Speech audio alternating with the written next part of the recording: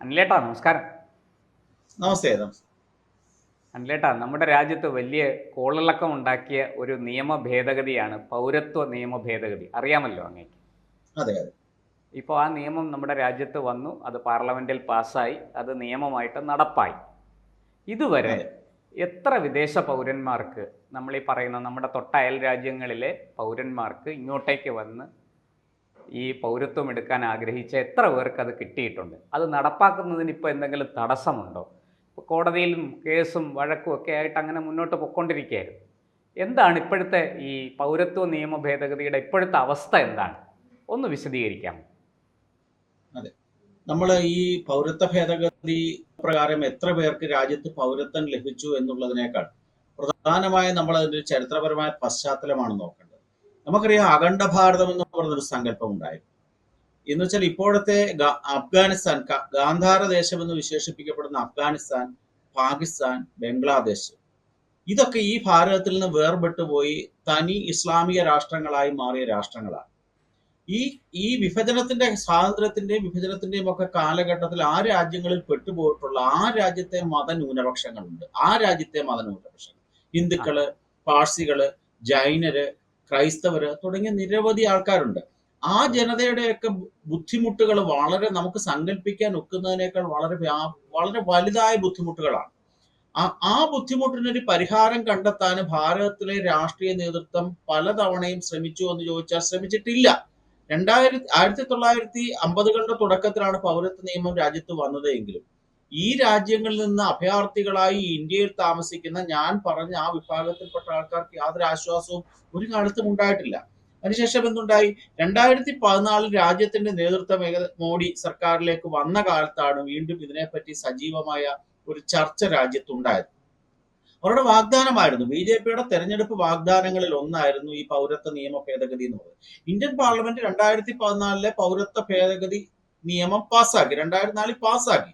2024 March 11 ഇതുമായി ബന്ധപ്പെട്ട ചട്ടങ്ങൾ പുറത്തിറക്കിയത്. ചട്ടങ്ങളുണ്ട്, എല്ലാ നിയമങ്ങൾക്കും അതിന്റെ റൂൾസ് ഉണ്ട്, അതിന്റെ പ്രൊസീജിയർ എങ്ങനെയൊക്കെയാണ് തുടങ്ങിയ കാര്യങ്ങളാണ്. അതിന്റെ അടിസ്ഥാനത്തിൽ 2024 മെയ് മാസത്തിൽ 14 അപേക്ഷകളാണ് തുടക്കത്തിൽ രാജ്യത്ത് ലഭിച്ചത്. അപ്രകാരം ലഭിച്ച അപേക്ഷകരെ എല്ലാം അതിന്റെ ശരിയായ അന്വേഷണം നടത്തിയതിനു ശേഷം അവർക്ക് പൗരത്വം കൊടുത്തു, ഭാരതത്തിന്റെ പൗരത്വം കൊടുത്തു.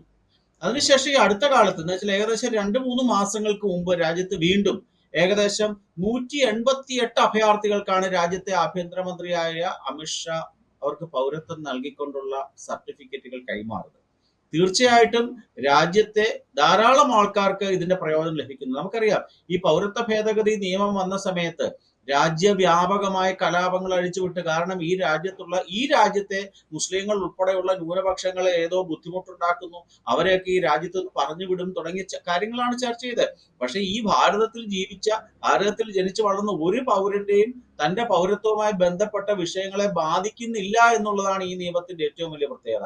നമ്മൾ സൂചിപ്പിച്ച ചില രാജ്യങ്ങളുണ്ട്, ആ രാജ്യങ്ങളിലുള്ള ചില ബംഗ്ലാദേശ്, പാകിസ്ഥാൻ, അഫ്ഗാനിസ്ഥാൻ എന്നിവിടങ്ങളിലെ ഹിന്ദു, സിഖ്, ക്രൈസ്തവ, പാഴ്സി, ജൈന വിഭാഗങ്ങളിലെ അഭയാർത്ഥികളായി ഏകദേശം 1947-നും 2014-നും ഇടയ്ക്ക് ഈ രാജ്യത്ത് അഭയാർത്ഥികളായി വന്ന ഈ വിഭാഗത്തിൽപ്പെട്ട ആൾക്കാർക്കാണ് ഈ പൗരത്വ ഭേദഗതി നിയമം കൊണ്ട് പ്രയോജനം ഉണ്ടായതും. അതുകൊണ്ട് നൂറുകണക്കിന് ആൾക്കാരായി. ഓരോ മാസവും ഇതിന്റെ ഡേറ്റകൾ വന്നുകൊണ്ടിരിക്കുകയാണ്. ആൾക്ക് വേണമെങ്കിൽ എളുപ്പത്തിൽ ഈ പൗരത്വത്തിന് വേണ്ടിയുള്ള അപേക്ഷ കൊടുക്കുക. നേരത്തെ സങ്കീർണമായ പ്രക്രിയകളായിരുന്നു, ഇപ്പൊ എളുപ്പത്തിൽ സാധിക്കുന്നുണ്ടല്ലോ. അങ്ങ് പറഞ്ഞത് മനസ്സിലായി. ചേട്ടാ, ഇപ്പോൾ ഈ നിയമം നടപ്പാക്കുന്നതിന് എന്തെങ്കിലും തടസ്സമുണ്ടോ? ഞാൻ ചോദിക്കാൻ കാര്യം, ഇത് സംബന്ധിച്ച് സുപ്രീം കോടതിയിൽ ഒരു കേസ് നടപ്പുണ്ടായിരുന്നു. അങ്ങേക്കും അറിവുണ്ടാകുമല്ലോ. ഇപ്പോൾ ഏതെങ്കിലും തരത്തിലുള്ള നിയമ തടസ്സം ഈ നിയമം നടപ്പാക്കുന്നതിനുണ്ടോ? സുപ്രീം കോടതി സ്റ്റേ വല്ലതും കൊടുത്തിരുന്നോ ഇതിന്?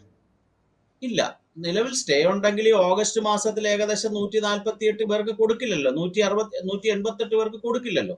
ഇപ്പോൾ അതിന്റെ എളുപ്പമാണ് നടപടിക്രമങ്ങൾ. ഒരു കോടതിയും ആ നിയമവുമായി ബന്ധപ്പെട്ട സ്റ്റേയോ അല്ലെങ്കിൽ ഇഞ്ചക്ഷനുകളോ ഒന്നും പുറപ്പെടുവിച്ചിട്ടില്ല. ഒരു പ്രശ്നവും ഇല്ലാതെ കിടക്കുകയാണ്. 1955 ഈ പൗരത്വ നിയമം എന്ന് പറയുന്നത്. അതിനകത്തെ 6B വകുപ്പ് പ്രകാരമാണ് ഒരാൾക്ക് ഈ രാജ്യത്തെ പൗരത്വം വേണമെന്ന് ആവശ്യപ്പെട്ടുകൊണ്ട് അപേക്ഷ സമർപ്പിക്കേണ്ടത്. അത് വെബ്സൈറ്റ് ആണ് അതിന്, ആ വെബ്സൈറ്റിൽ അപ്ലൈ ചെയ്യാം. അതുപോലെ തന്നെ CAA 2019 എന്ന് പറയുന്ന മൊബൈൽ ആപ്ലിക്കേഷൻ പോലും ആഭ്യന്തര വകുപ്പ് ഇതുമായി ബന്ധപ്പെട്ട് പുറത്തിറക്കിയിട്ടുണ്ട്. ഈ ആപ്ലിക്കേഷനിൽ രേഖകളെല്ലാം അപ്ലോഡ് ചെയ്ത് കഴിഞ്ഞാൽ ജില്ലാ തലത്തിലുള്ള ഒരു അന്വേഷണം, സംസ്ഥാന തലത്തിലുള്ള ഒരു അന്വേഷണം ഒക്കെ നടത്തിയതിനു ശേഷം ഈ ആപ്ലിക്കന്റ് പറഞ്ഞിരിക്കുന്ന അയാളുടെ ഈ രാജ്യത്തെ പൗരത്വവുമായി ബന്ധപ്പെട്ട അയാളുടെ ക്ലെയിം ശരിയാണെന്ന് ബോധ്യപ്പെട്ടാൽ ആളിന് കൊടുക്കുകയാണ്. ഒറ്റ മാനദണ്ഡമേ ഉള്ളൂ. ഞാൻ നേരത്തെ പറഞ്ഞ രാജ്യങ്ങളിലെ ആൾക്കാരായിരിക്കണം, ഞാൻ നേരത്തെ പറഞ്ഞ മതവിഭാഗങ്ങളിലെ ആൾക്കാരായിരിക്കണം. നിലവിൽ നിയമപ്രകാരം യാതൊരു തടസ്സവുമില്ല. ഇത് നമ്മളിപ്പോ ശ്രദ്ധിക്കേണ്ട ഒരു കാര്യമുണ്ട്. ഈ ബംഗ്ലാദേശിലെ കലാപം, ഈ കലാപമൊക്കെ ഈ ഭാവിയിലെ ഈ നിയമവുമായി ബന്ധപ്പെടുത്തി വായിക്കേണ്ട ചില സാഹചര്യങ്ങൾ സൃഷ്ടിക്കാം. തീർച്ചയായിട്ടും. ഇതുവരെ നമുക്ക് എത്ര പേർക്ക് ഈ പൗരത്വ നിയമ ഭേദഗതി വന്നതിന് ശേഷം എത്ര പേർക്ക് പൗരത്വം കൊടുത്തിട്ടുണ്ടെന്നുള്ളൊരു ഏകദേശ കണക്ക് മൊത്തം രാജ്യത്തെ, നമുക്കിപ്പോൾ സംസ്ഥാനങ്ങളെ ഏകദേശ തിരിച്ചല്ലല്ലോ കണക്ക് ഞാൻ ഇതിന്റെ പറഞ്ഞു. കണക്ക് പറയുന്നത്. 2024 മാർച്ച് 11-നാണ് ഈ ഇത് വിജ്ഞാപനം വന്നത്. അതിനുശേഷം മെയ് മാസം ആയപ്പോഴേക്ക് ഏകദേശം 14 പേർക്ക് കൊടുത്തു. പിന്നെ 2024 ഓഗസ്റ്റ് മാസം 18-ാം തീയതി ആയപ്പോഴേക്ക് 188 അഭയാർത്ഥികൾക്കാണ് ഇന്ത്യയിലെ പൗരത്വം കൊടുത്തത്. അങ്ങനെ ഏകദേശം ഒരു 250 പേരായി കാണും. ആഗസ്റ്റിന് ശേഷമുള്ള ചില ഡേറ്റകൾ നമുക്ക് ലഭ്യമല്ല. ഈ രണ്ട് ഡേറ്റകളെ നമ്മുടെ മുമ്പിൽ ഇപ്പൊ ലഭ്യമായിട്ടുള്ളൂ. സ്വാഭാവികമായിട്ടും നൂറുകണക്കിന് ആൾക്കാർക്ക് ഇതിന്റെ പ്രയോജനം ലഭിച്ചു എന്നാണ് വിലയിരുത്താൻ സാധിക്കുന്നത്. ഇത് ചേട്ടാ, ഈ കേന്ദ്ര ആഭ്യന്തര വകുപ്പാണല്ലോ ഈ വിഷയം അന്വേഷിച്ച് ഈ പറഞ്ഞ പോലെ വെബ്സൈറ്റിൽ ഒരു ആപ്ലിക്കേഷൻ വന്നു കഴിയുമ്പോൾ അന്വേഷിച്ച് ഇത് കൊടുക്കുന്നത്. ഈ അതിൻ്റെ നടപടിക്രമങ്ങൾ ഈ വെബ്സൈറ്റിൽ അപ്ലൈ ചെയ്ത് കഴിഞ്ഞാൽ ഉള്ള ലഘുവായി ഒന്ന് വിശദീകരിക്കാം ആ നടപടിക്രമങ്ങൾ. അതെ, അത് ഒരു ജില്ലാ തലത്തിലുള്ള കളക്ടർ അധ്യക്ഷനായ ഒരു സമിതിയാണ് ഇതിന്റെ പ്രാഥമികമായ അന്വേഷണങ്ങൾ നടത്തുന്നത്. ആ വെബ്സൈറ്റിൽ അപ്ലോഡ് ചെയ്ത് കഴിഞ്ഞാൽ കളക്ടറുടെ അധ്യക്ഷതയിലുള്ള സമിതി ഈ ആളിന്റെ ഈ അപേക്ഷ ശരിയാണോ, അദ്ദേഹത്തിന്റെ ക്ലെയിം ഒക്കെ സത്യസന്ധമാണോ എന്നുള്ള കാര്യങ്ങളെ പറ്റി പ്രാഥമികമായ റവന്യൂ വകുപ്പാണ് ഇത് അന്വേഷിക്കുന്നത്. അതിനുശേഷം സംസ്ഥാന തലത്തിൽ അതുമായി ബന്ധപ്പെട്ട ഒരു സമിതിയുണ്ട്. അവരും ഇത് അന്വേഷിച്ചതിന് ശേഷമാണ് സർട്ടിഫിക്കറ്റ് കൊടുക്കാനുള്ള അധികാരം, പൗരത്വ സർട്ടിഫിക്കറ്റ് കൊടുക്കുന്നത്. എന്ന് വെച്ചാൽ ഇന്ത്യൻ പൗരനല്ല, കേരള പൗരനോ തമിഴ്ന പൗരനോ ഇല്ലല്ലോ, ഭാരതത്തിന്റെ പൗരനായിട്ടാണ് അംഗീകരിക്കുന്നത്. കേന്ദ്ര ഗവൺമെന്റ് ആണ് ആ അവസാനത്തെ ആ പ്രക്രിയ പൂർത്തിയാക്കും. അതായത് ഈ കളക്ടറും റവന്യൂ വകുപ്പും ഒക്കെ ചേർന്ന് സംയുക്തമായി നടത്തുന്ന അന്വേഷണത്തിൽ ബോധ്യപ്പെടുന്ന കാര്യങ്ങൾ, ആ വിവരങ്ങൾ മുകളിലേക്ക് കൊടുക്കുന്നു. ആഭ്യന്തര വകുപ്പ് അതെല്ലാം പരിശോധിച്ച് നടപടി സ്വീകരിച്ച് ഇവർക്ക് പൗരത്വം കൊടുക്കുന്നു. ഇതാണ് ഈ ലഘുവായ നടപടി. എന്താ ഇപ്പൊ വളരെ ലഘുവായ നടപടിയാണ്. മൊബൈൽ ആപ്പ് പോലും അതിനുവേണ്ടി കേന്ദ്ര ഗവൺമെന്റ് പുറത്തിറക്കിയിട്ടുണ്ട്. CAA 2019 എന്നാണ് ആപ്പിന്റെ പേര് തന്നെ. തീർച്ചയായിട്ടും. ഇപ്പോൾ മറ്റൊരു കാര്യം, ഇതിവിടെ കേരളത്തിൽ നടപ്പാക്കില്ല എന്നൊക്കെ ചിലർ വെല്ലുവിളിച്ചിരുന്നു. അതങ്ങ് കയ്യിൽ വെച്ചാൽ മതി, ഇവിടെ ഇതൊന്നും നടക്കില്ല എന്ന് പറഞ്ഞിരുന്നു. ഈ കേരളത്തിൽ ഇതിന്റെ അവസ്ഥ എന്താണ് ചേട്ടാ? അതൊക്കെ രാഷ്ട്രീയപരമായി അന്തിച്ചർച്ചകളിൽ നടത്തുന്ന വെല്ലുവിളികൾ മാത്രമാണ്. ഭാരതത്തിന് മാത്രമേ ഭരണഘടനയുള്ളൂ. ഇന്ത്യയുടെ പാർലമെന്റ് പാസ്സാക്കുന്ന ഒരു ഫെഡറൽ സംവിധാനമുള്ള രാജ്യത്തെ പാർലമെന്റ് പാസ്സാക്കുന്ന ഏതൊക്കെ നിയമങ്ങൾ സംസ്ഥാന സർക്കാരുകൾ അംഗീകരിക്കണമെന്നും ഏതൊക്കെ അംഗീകരിക്കേണ്ടെന്നും ഒക്കെ വിശദമായ നമ്മുടെ ഭരണഘടനയിലുണ്ട്. പൗരത്വവുമായി ബന്ധപ്പെട്ട കാര്യങ്ങൾ കേരള നിയമസഭയ്ക്ക് തീരുമാനിക്കാൻ ഒക്കുന്നതല്ല, കേരളത്തിലെ ഇടതു മുന്നണിക്കോ വലതു മുന്നണിക്കോ തീരുമാനിക്കാൻ ഒക്കുന്നതല്ല. തീർച്ചയായിട്ടും അതൊക്കെ സ്വാഭാവികമായി അതൊക്കെ തീർന്നു. കേരളത്തിൽ പോലും അപ്രകാരം ഈ അടുത്ത കാലത്ത് ഏതോ 1-2 വ്യക്തികൾക്ക് ഇപ്രകാരം പൗരത്വം നൽകിയിട്ടുണ്ട് എന്നാണ് സൂചന. തീർച്ചയായിട്ടും നമുക്ക് നമ്മുടെ രാജ്യത്തൊരു പുതിയ കാൽവയ്പ്പാണ്.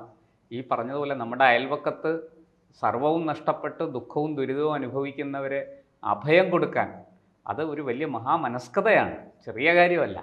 അവരെ സ്വീകരിച്ച് അവർക്ക് അന്തസ്സായിട്ട് ജീവിക്കാൻ, സുരക്ഷിതമായിട്ട് ജീവിക്കാൻ ഉള്ള ഒരു സാഹചര്യം സൃഷ്ടിക്കുക എന്ന് പറയുന്നത് നമ്മുടെ സർക്കാർ ചെയ്യുന്ന, കേന്ദ്ര സർക്കാർ ചെയ്യുന്ന ഒരു വലിയ കാര്യമാണ്.